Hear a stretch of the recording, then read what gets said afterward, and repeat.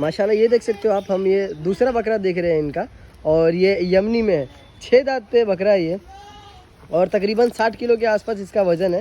माशाल्लाह काफ़ी एक्टिव बच्चा है ये, एग्रेसिव तो नहीं है लेकिन खेलता बहुत अच्छा है ये। ठीक है, अगर कोई भाई को इंटरेस्ट है बाय करने में तो नंबर आपको स्क्रीन पे मिल जाएगा, आप कांटेक्ट कर सकते हो समीर भाई को। आयत गोट फार्म पे ये 6-7 महीने से बकरा है ये, देख सकते हो आप, काफ़ी एक्टिव बकरा है ये। ठीक है, तो अगर किसी भाई को इंटरेस्ट है तो ये आप कांटेक्ट कर सकते हो उनको।